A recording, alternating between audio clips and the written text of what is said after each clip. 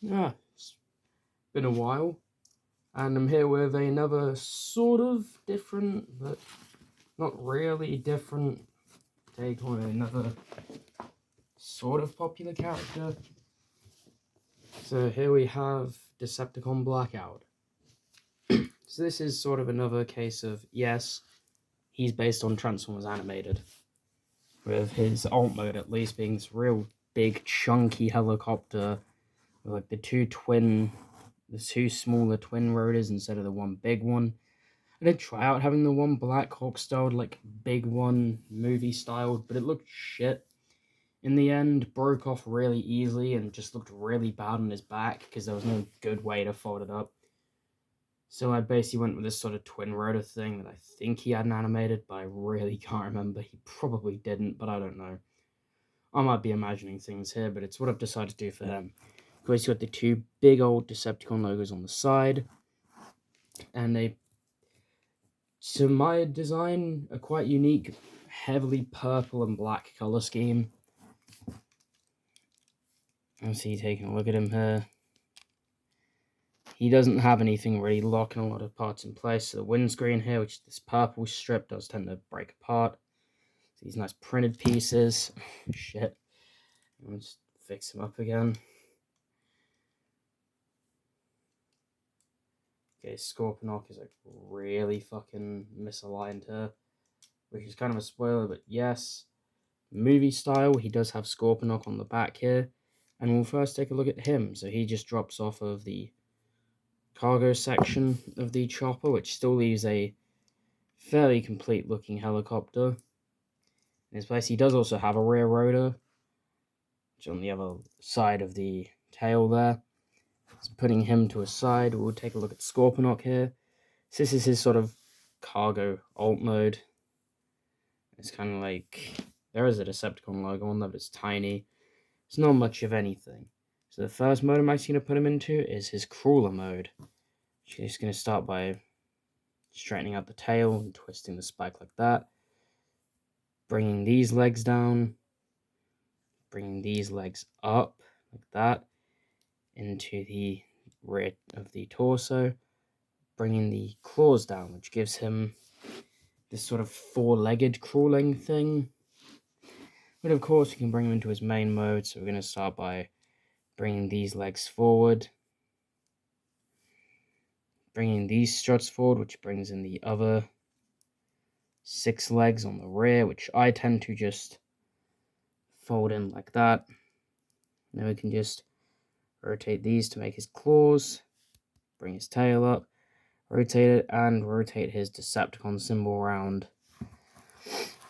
And then we have a little Scorponok, who really is not much of anything. You can see he's a little robot scorpion, but he literally has like no articulation, basically. He's just like a brick that can sit off to a side. He's just like a little companion piece, similar to something like Party Popper that I had on with Thunder Clash. But getting to the main event here, we'll actually get into transforming him. So, starting this transformation off, we're going to collapse all of the rotors in. So these ones on the side here, and then this one on the tail. And then I'm just going to start folding up some pieces. So these side panels, and then this middle one on the back here. Then gonna fold these up and fold the blades out of the way like that. It's going to create this weird looking thing on the top of the chopper. And then going to come to the most fun part, which is going to be splitting the front of the chopper like that by grabbing these, basically these side like engine pod things on either side and just pulling them. It's kind of obvious what all this shit is going to become. Then going to come to the rear here, which is also obvious what it's going to become, especially because these support struts. We're going to rack that down there, fold this back up, and we're going to come to this piece, rotate the entire chunk around, and collapse that. I'm going to come to the back, spread the legs, and flip the panel up. That locks it in place. Now we have his legs. To form the arms, we're going to bring these pieces down, rotate them to a side, take this side panel. I'm going to rotate it so it goes over this piece, which sort of locks it in place with the stud hole. Then we have his arms. And then we're going to just flip the head up. And then come into the back here, we're going to fold this down. Fold all of these back. Come to these top struts. I'm going to rotate this out on the stud. Like that. It's just broken off entirely, so I'm just going to take them off camera real quick. Do the same on the other side. This is a nice design as well that benefits from having literally no part swimming, like some of my builds tend to. And then once you're done that, obviously you're just going to collapse these back into propellers. And now we have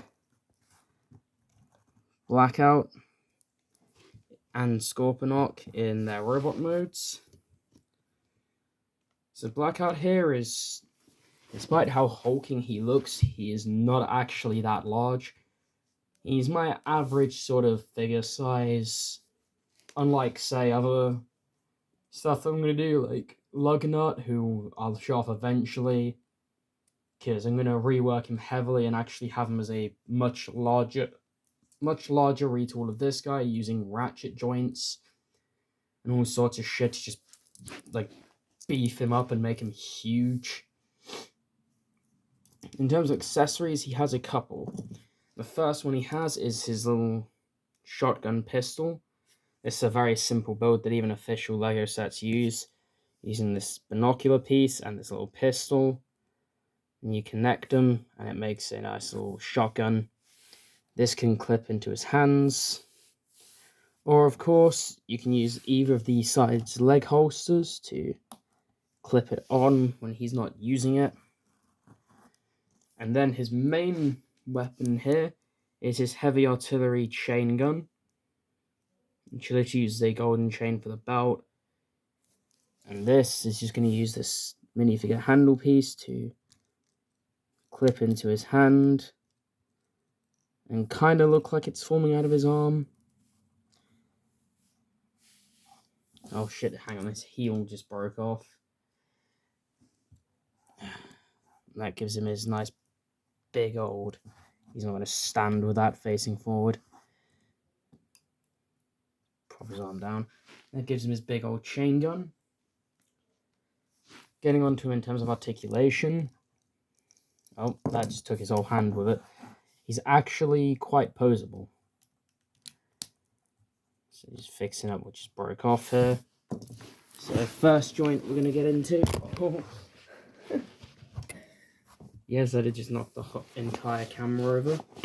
But first stuff we're going to get into is... I guess we'll start with the least posable bit, which is just the head. He can look that far down and that far up. He basically can't look up at all unless you pose him. And waist, he does actually have waist articulation, but not much. It is ball jointed. It's really just because I needed a hinge and a swivel in the same spot for transformation. It is mostly just static, but you can sort of get sideways like crunch, as well as he can move his back up. Can't do much though because of the backpack, which isn't too bad. I don't think that's too egregious, to be honest. And he is meant to be this sort of hunched brute anyway. Then onto his legs, he has a ball joint at the thigh, and the waist there, and a ball joint at the knee. His knee can only really get a 90-degree bend though, but it can also bend forward a bit, which you don't really want, but it can be cool for recreating injuries. The foot is just a static piece attached to the shin and has no movement. Arms have a ball joint at the top of the shoulder where it connects to the body, ball joint at the bicep, ball joint at the forearm, and that's about all of his articulation. And of course, Scorponok literally has no articulation. Getting on with, I'm going to grab someone real quick to just do a size comparison. And I'm actually going to grab my only other helicopter off the display, which is Arachnid. Also just to show off like the only female character I have on the display, because they're really annoying to build. so I don't do them too often.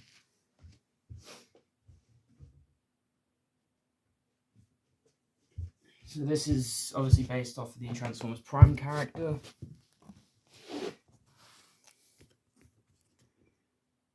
And she's of course supported by her many spider legs, which is what makes her taller, but without the spider legs, she is literally like the same height.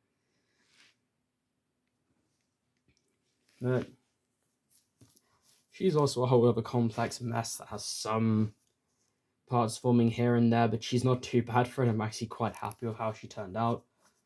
I do plan on doing other female characters. They're just kind of annoying because most of the time they're much smaller and like they're always deluxe scale. And deluxe class is really not a good class for me to build because how tiny they have to be, and I can't get the detail right, and they always just kind of end up looking crap. Like, she was originally, I was going to build her at a deluxe scale, but I ended up changing and having to just make her larger. But she does scale with modern deluxe classes and does actually, funny enough, work at a minifigure scale. So, like, you can display her with minifigures and any other, like, minifigure scale Transformers Prime builds, and her design would work. Yeah, I'll do a video on her at some point, but she is quite cool. And bring her off to a side, I don't know if I'll bring any other comparisons, maybe. I don't think I actually have any, I don't have any official figures that turn into helicopters. It feels really weird. I have aircraft, but no helicopters. So I'm going to bring in a beefy boy for a size comparison. When I say beefy boy, I mean beefy. So here we have a recent purchase of an older figure that I fucking love. And we have, for comparison, Leader Class Animated Bulkhead. He barely even fits on the fucking display here. God help me when I start building Titan Class characters. Like, I have actually been, like, working out how to build a very, very fucking big to scale Metroplex with my builds. And let me tell you, that ain't happening for a long ass time. Because working out like piece cut, like costs and everything, that's a very expensive figure to build. And trying to work out joints that will support his weight is the biggest pain in the ass. But anyway, there he is next to Bulkhead, just to show like a nice and large, chunky, like old school leader class next to him, just to show how, even though he does kind of look like a brute, he's really not that big. Even in scale of my other characters, he's not a very big guy. He is quite small. Yeah, you're going to see this design reworked a few times into some other characters, where I'll reuse similar transformation techniques, specifically this arm style, because I really, really like how that turned out. Originally, I was going to have the chest become the front and split open, but I realized how much better this works for hiding the arms, and for a chest design in general. So even though Lugnut usually has that, it's going to have to be a case of letting it slide and changing it for now with this newer build. Anyway, that is all for this video. I hope you guys enjoyed, and I'll see you in the next video where I cover, I don't fucking know, maybe Ultra Magnus. Why not? Just like throwing a random name out there. Fuck knows who I'll cover. Might be Ultra Magnus, it might be someone completely random. And that being said, I hope you enjoyed this look at Blackout, and I'll see you all next time.